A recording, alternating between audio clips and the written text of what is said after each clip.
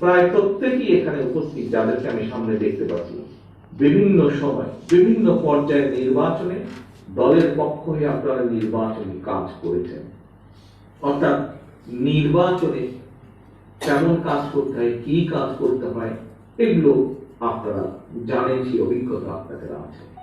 প্রিয় সহকর্মীবৃন্দ, বাংলাদেশের বিভিন্ন নির্বাচন আমিও মাঠে থেকে কাজ করেছি, কম বেশি আপনাদের মতন কতটা হলো কম বেশি আমার কিছু অভিজ্ঞতা আছে। আমার নির্বাচনী মাঠের কাজের অভিজ্ঞতার আলোকে আমি একটি কথা পরিষ্কার করে বলতে চাই, এবং আমি দৃঢ়ভাবে বিশ্বাস করি আমার এটির সাথে যাদের আপনাদের নির্বাচনী কাজ করার অভিজ্ঞতা আছে, প্রত্যেকে এক বাক্যে আপনারা আমার সাথে একমত হবেন। কি সেই কথাটি? আগামীর যে নির্বাচন সামনে আসছে, নির্বাচন থেকে এই দেশে হতে হবে জনগণের কাঙ্ক্ষিত যে নির্বাচন, জনগণের প্রত্যাশিত যে নির্বাচন, সেটি তো হতে হবে। 2 মাস, 3 মাস, 6 মাস, 1 বছর, যখনই হোক, এর বাইরে যাওয়ার কোনো রাস্তা নেই। যে নির্বাচনটি হবে, প্রিয় নেতৃবৃন্দ, সহকর্মীবৃন্দ, আমি আমার অভিজ্ঞতার আলোকে মনে করি এই নির্বাচনটি এই পর্যন্ত বিএনপি যতগুলো নির্বাচন ফেস করেছে, যতগুলো নির্বাচনের মুখোমুখি বিএনপি হয়েছে, সবচাইতে কঠিন নির্বাচন হবে সামনের এই নির্বাচন। আপনারা যারা মনে করছেন যে সহজ হবে, মোটেও একদম না, বরং সম্পূর্ণ উল্টা। এই নির্বাচন বাংলাদেশের ইতিহাসে বলেন, বিএনপির ইতিহাসে বলেন, নির্বাচনী ইতিহাসে বলেন, সবচেয়ে কঠিন নির্বাচন হবে। কাজে প্রিয় সহকর্মীবৃন্দ, আমরা 2007 সাল থেকে বিরোধী দলের ভূমিকায় আছি, বিরোধী দলের অবস্থানে আমরা আছি। আমি পরিষ্কারভাবে একটি বিষয় আপনাদের সামনে তুলে ধরতে চাই। আমাদের মধ্যে দেখেছি কিছু কিছু নেতা কর্মী খুব উৎফুল্ল। ভাই, কি ব্যাপার, তুমি এত উৎফুল্ল কেন? না না, হাসিনা তো নাই, এখন তো আমরাই মোটামুটি ক্ষমতায়। নো, ভুল, ভুল এবং রং এটা। আপনি ক্ষমতায় নেই, আপনার দল ক্ষমতায় নেই। আপনি 2007 সালে বিরোধী দলে এসেছেন, আপনি 5ই আগস্টের আগেও বিরোধী দলে ছিলেন, 5ই আগস্ট বিরোধী দলে ছিলেন আপনি, এবং যে মুহূর্তে আমি আপনাদের সাথে আজকে এই বক্তব্য রাখছি, এই মুহূর্ত পর্যন্ত আমরা বিরোধী দলে আছি। প্রিয় নেতৃবৃন্দ, কেউ যদি যারা উৎফুল্ল চিত্তে আছেন, হাসিনা নেই, এখন তো আমরাই মনে হয় ক্ষমতা একটা ভাব, রং রং রং, ইউ আর ভেরি রং। কাজে নেতৃবৃন্দ, বিরোধী দলে যখন আমরা আছি, বিরোধী দলে থাকা আপনাদের লম্বা এক্সপেরিয়েন্স আছে, লম্বা অভিজ্ঞতা আছে। বিরোধী দলে আমরা একা, অর্থাৎ জনগণই আমাদের সাথে, শক্তি বলেন, সাথী বলেন, যাই বলেন, জনগণ। এখন বিরোধী দলে থাকলে একটি উপকার থাকে বা একটি লাভ থাকে। কি সেটি? জনগণকে কিভাবে আস্থায় রাখতে হবে, এর বিভিন্ন কলা কৌশল নেতাকর্মীরা বের করে ফেলতে পারে। প্রিয় সহকর্মীবৃন্দ, আমরা বিরোধী দলে আছি। 5 তারিখের পরে যদি কারো কোনো মনোভাব চেঞ্জ হয়ে থাকে, পরিবর্তিত হয়ে থাকে, তাকে আমি বলবো আপনার মনোভাব পরিবর্তন করে আবার বিরোধী দলের অবস্থানে আসেন। কারণ ওই একটু আগে বললাম, সামনের যে নির্বাচন, এই নির্বাচনকাল কিন্তু ওই পুলকে আমাদের পুল সিরাতের মতন পার হতে হবে, এত সহজ হবে না এটি। কাজেই দয়া করে আবার নিজেকে ওই যেই স্বপ্নে বিভোর আছেন সেখান থেকে বের করে নিয়ে এসে দয়া করে বিরোধী দলের মঞ্চে আপনি এসে দাঁড়ান। আপনি এখনো জনগণের আস্থা কতটুকু অর্জন করতে পেরেছেন সেইটি চিন্তা করেন। কারণ বাংলাদেশের মানুষ এখন অনেক সচেতন, অনেক কিছু তারা মনে রাখে। কাজেই আপনাদের প্রতিটি নেতা কর্মী, শহীদ জিয়া, খালেদা জিয়ার প্রতিটি কর্মী, প্রতিটি সৈনিকের আজকে থেকে আবার মনোযোগী হতে হবে যে কিভাবে আমরা জনগণের আস্থা, যে আস্থা বিগত 15 বছর স্বৈরাচারের বিরুদ্ধে আন্দোলন করতে গিয়ে আমরা তুলে ধরেছি বা তৈরি করেছি, সেই আস্থাকে আমরা কিভাবে ধরে রাখবো আগামী নির্বাচন পর্যন্ত অন্তত, সেই ব্যাপারে আপনাদেরকে পরিকল্পনা করতে হবে। আপনাদের উঠা, আপনাদের বসা, আপনাদের হাঁটা, আপনাদের কথা বলা, বিভিন্ন ভাব ভঙ্গি, এইগুলোর পরিবর্তন করতে হবে। প্রিয় নেতৃবৃন্দ, প্রিয় সহকর্মীবৃন্দ, আমাদেরকে একটু অনুধাবন করতে হবে বিষয়। 5 তারিখের পরে সমগ্র বাংলাদেশের সাধারণ যে মানুষ, যারা দেশের ভালো চায়, সেই সকল সাধারণ মানুষ প্রত্যেকে একটি দৃষ্টিভঙ্গির পরিবর্তন হয়েছে। আজকে যদি আমরা বাংলাদেশের সাধারণ মানুষের সেই দৃষ্টিভঙ্গির সাথে নিজেদেরকে পরিবর্তিত করতে না পারি, প্রিয় সহকর্মীবৃন্দ, তাহলে আমাদের এত বছরের অত্যাচার নির্যাতন যে আমরা সয়েছি সেটি সম্পূর্ণ বৃথা হয়ে যাবে। কাজে আমাদেরকে এই মুহূর্তে যে কোনো ভাবে কেন্দ্র থেকে শুরু করে গ্রামের শেষ কর্মী পর্যন্ত আমাদের এই অবস্থা, অর্থাৎ জনগণের যে চিন্তাধারার পরিবর্তন হচ্ছে, তার সাথে আমাদের নিজেদেরকে খাপ খাইয়ে পরিবর্তিত হতে হবে। তা না হলে আপনাদের এত বছরের কষ্ট, শ্রম সবকিছু বৃথা যাবে। প্রিয় সহকর্মীবৃন্দ, আমি গত কয়েকদিন ধরে যোগ করে একটি কথা বলি।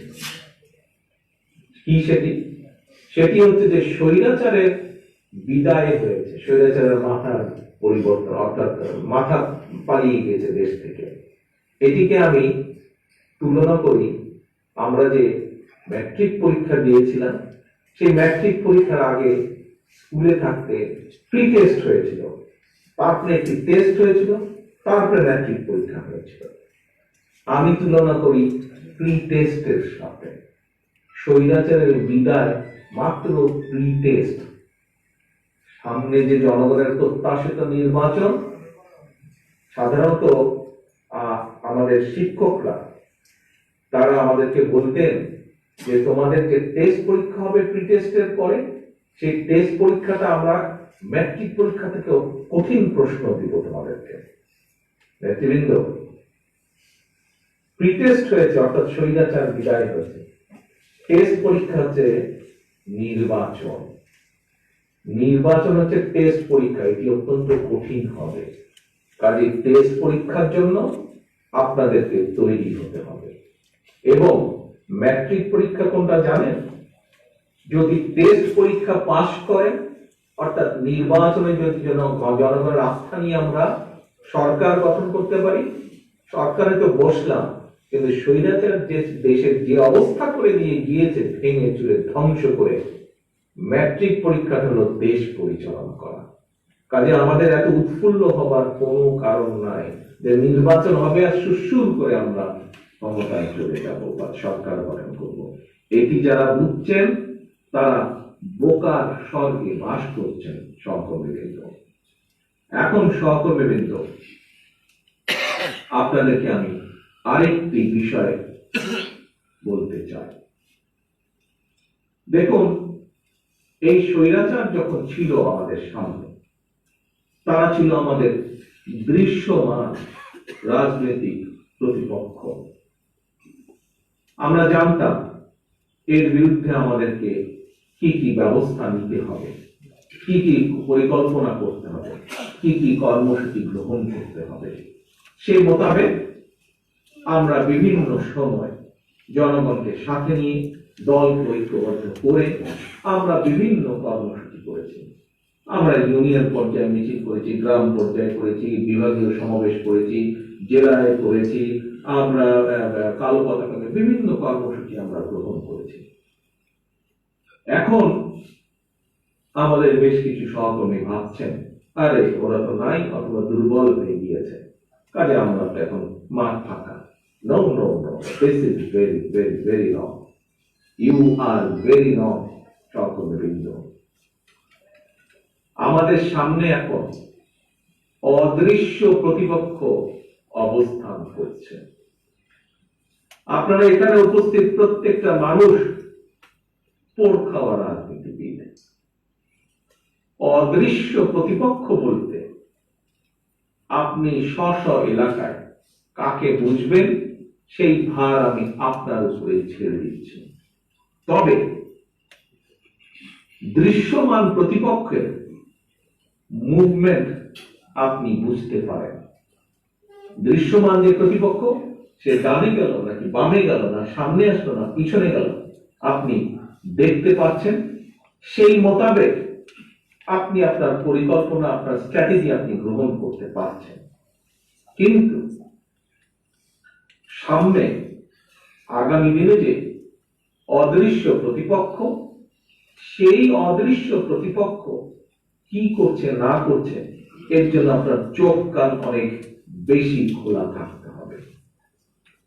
প্রিয় সহকর্মীবৃন্দ, আপনাদেরকে সেই মোতাবেক স্ব এলাকায় আপনাদেরকে আপনাদের পরিকল্পনা গ্রহণ করতে হবে। এটি যে সব এলাকায় একরকম হবে তা না, সব ডিস্ট্রিক্টে যে একরকম হবে তা না। এটি বিভিন্ন এলাকা ভিত্তিক এক এক রকম এক এক জায়গায় হতে পারে। বাট সেই পরিকল্পনা বা সেই স্ট্র্যাটেজি আপনাদেরকে ভাবতে হবে, আপনাদেরকে গ্রহণ করতে হবে, সেই মোতাবেক আপনাদেরকে চলতে হবে। এখন নেতৃবৃন্দ ঘুরে আবার পুরনো এক কথায় আসে। কি সেটি? সেটি হচ্ছে আমরা রাজনীতি করি জনগণের জন্য, আমরা রাজনীতি করি এই দেশের জন্য। আমরা আমাদের নেতা শহীদ রাষ্ট্রপতি জিয়াউর রহমান একটি স্লোগান দিয়েছিলেন। কি সেটি? জনগণই সকল ক্ষমতার উৎস। আমাদের যে রাজনৈতিক ক্ষমতা, বিএনপি দৃঢ়ভাবে বিশ্বাস করে এই দেশে বহুদিনের গণতন্ত্র বিএনপি চালু করেছে। কাজে বিএনপি দৃঢ়ভাবে বিশ্বাস করে রাজনৈতিক সকল ক্ষমতার উৎস জনগণ। এখন নেতৃবৃন্দ, যেহেতু আমরা বিশ্বাস করি জনগণই আমাদের সকল ক্ষমতার উৎস, যে কোনো মূল্যে আমাদেরকে অবশ্যই চেষ্টা করতে হবে, চেষ্টা চালিয়ে যেতে হবে আমাদেরকে, যেন জনগণের সেই আস্থা আমরা ধরে রাখতে পারি। জনগণের আস্থা ধরে রাখার জন্য আমাদেরকে যে যে কাজগুলো, সেই কাজগুলো করতে হবে। কথা একটাই, জনগণের আস্থা অর্জন, জনগণের আস্থা অর্জন, জনগণের আস্থা অর্জন। কথা একটাই, জনগণের বিশ্বাস অর্জন, জনগণের বিশ্বাস অর্জন, জনগণের বিশ্বাস অর্জন। নেতৃবৃন্দ চিন্তা করে দেখেন, আপনারা যতজন মানুষ আজকে এখানে সামনে বসে আছেন, আমার কথাগুলো চিন্তা করতে শুনছেন, আপনারা নিজেরা যদি 5 সেকেন্ডের জন্য চোখটা বন্ধ করেন, দেখবেন এখানে উপস্থিত প্রতিটা মানুষ আপনারা কিভাবে, এবং আপনাদের এই 5 সেকেন্ড চোখের মধ্যে আপনার যত সহকর্মী চেহারা আপনার চোখের মধ্যে ভেসে উঠবে, কল্পনার ভিতরে ভেসে উঠবে। আপনি সহ আপনার প্রত্যেকটা সহকর্মী কিভাবে গত 15 যুগ ধরে, আপনারা প্রায় 2 যুগ ধরে আপনারা অত্যাচার নির্যাতনের শিকার হয়েছিলেন। তাহলে এই অত্যাচার নির্যাতনের শিকার হয়েছিলেন কেন? একটি কারণে, এই দেশের মানুষের যে অধিকার, সে অধিকারের পক্ষে আপনি সোচ্চার ছিলেন। তাহলে নেতৃবৃন্দ, খুব যৌক্তিক ভাবে একটি কথা চলে আসে, আপনি আপনার পরিবারকে সময় দেননি, সময় দিয়েছেন দলকে, জনগণের অধিকার আদায়। আপনি অত্যাচার নির্যাতন সহ্য করেছেন আপনার নিজের পৈতৃক সম্পত্তি রক্ষার জন্য না। এই অত্যাচার নির্যাতন কেস কাচারি খেয়েছেন আপনি জনগণের অধিকার রক্ষা করতে গিয়ে। আপনি আপনার অর্জিত অর্থ ব্যয় করেছেন জনগণের অধিকার রক্ষা করতে গিয়ে, যে কর্মসূচি গ্রহণ করতে হয় সেই কর্মসূচিগুলো যাতে সফল হয় সেই জন্য। তাহলে নেতৃবৃন্দ, প্রিয় সহকর্মীবৃন্দ, যে কারণে আপনি জনগণের আস্থা অর্জনের জন্য, জনগণের অধিকার রক্ষার জন্য এত কষ্ট করলেন, অত্যাচার নির্যাতন সইলেন, কেন আপনি মেনে নেবেন যদি কেউ আপনার বিরুদ্ধে ষড়যন্ত্র করে?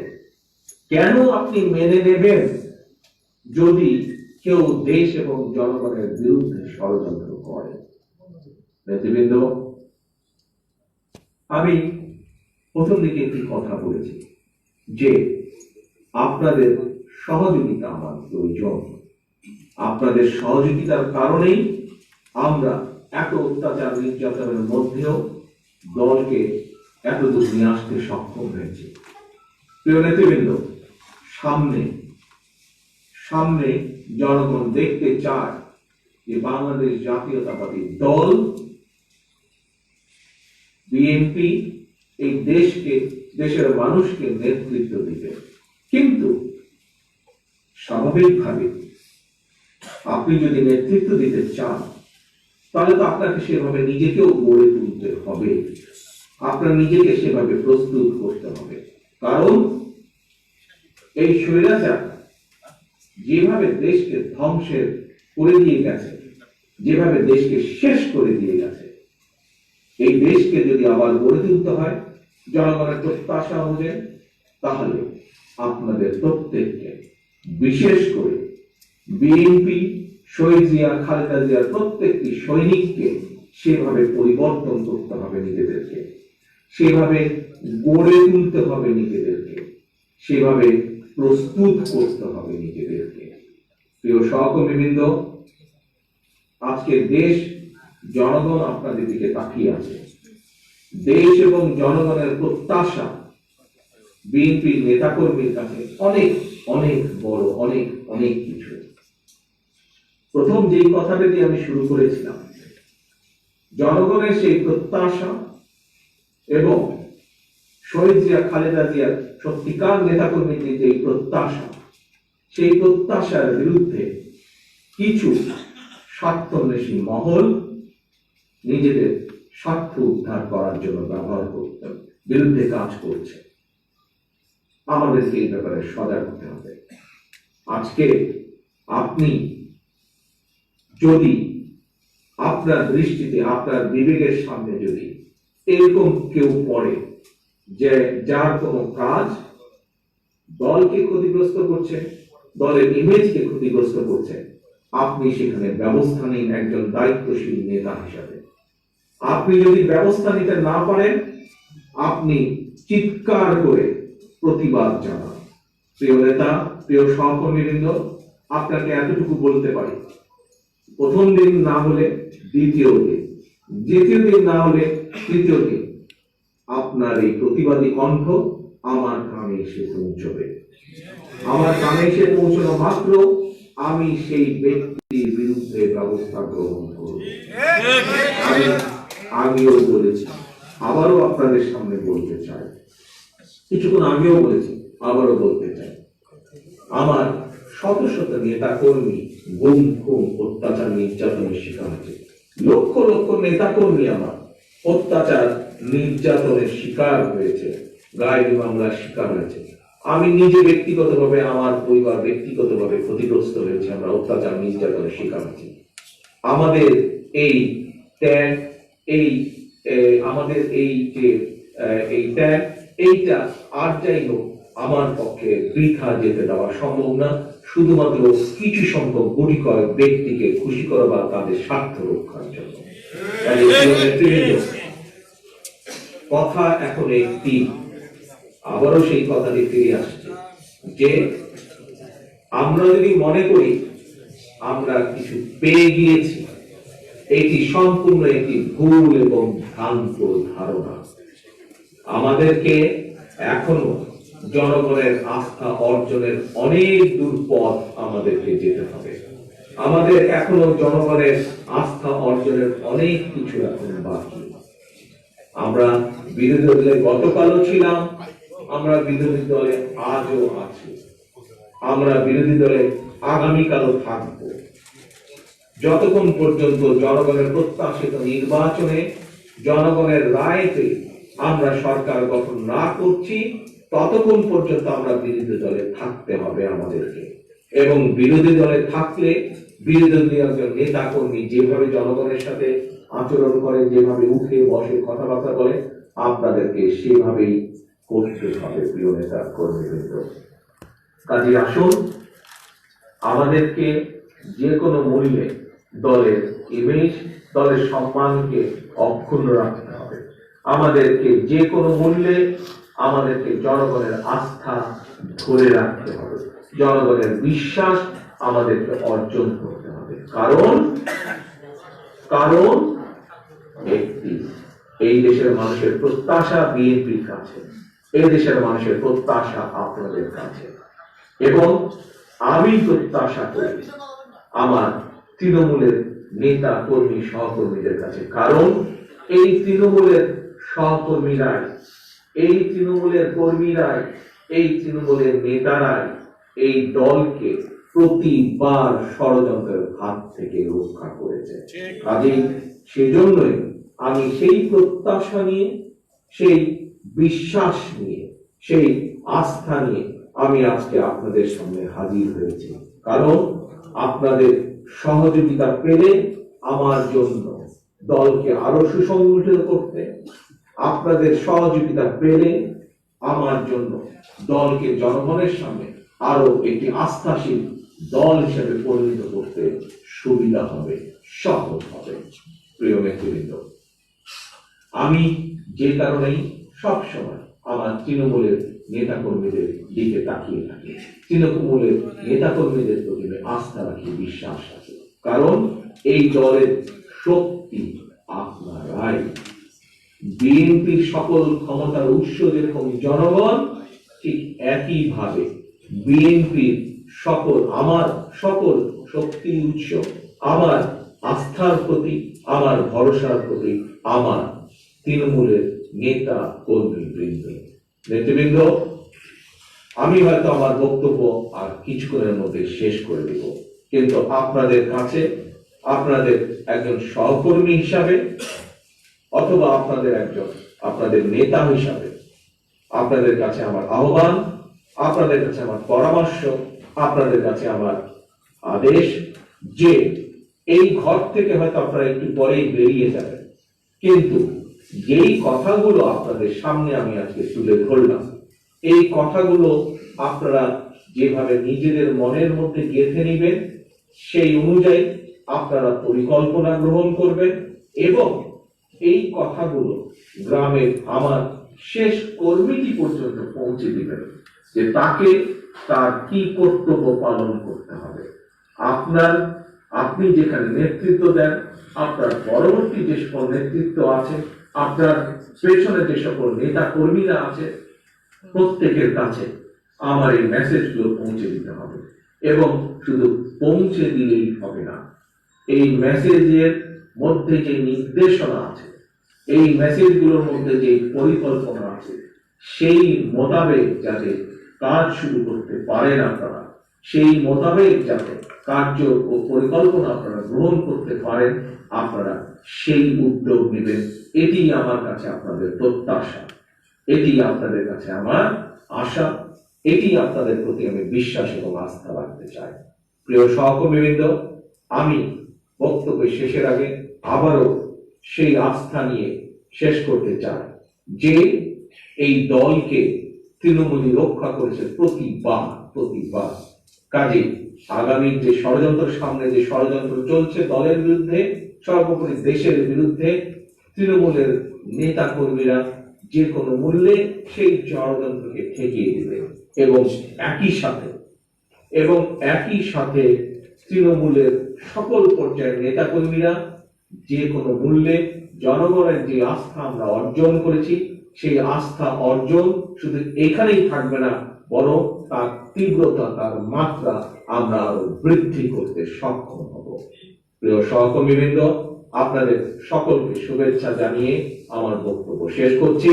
ইনশাআল্লাহ আবার আপনাদের সাথে দেখা হবে, আবার আপনাদের সাথে কথা হবে। সকলে ভালো থাকবেন, সকলে ইনশাআল্লাহ সুস্থ থাকবেন। আল্লাহ হাফেজ। বাংলাদেশ জিন্দাবাদ, বাংলাদেশ জাতীয়তাবাদী দল জিন্দাবাদ।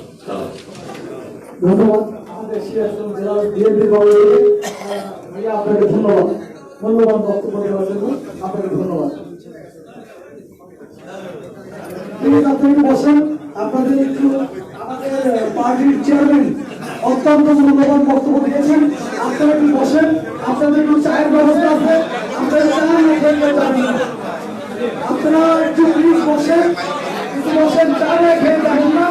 যেভাবে আপনারা যেভাবে বসে আছেন আমাদের প্রিয় নেতা বক্তব্য দিয়েছেন এবং বুঝতে পারছেন আপনারা একটু বসেন একটু চা খেয়ে তারপর যাবেন চায়ের ব্যবস্থা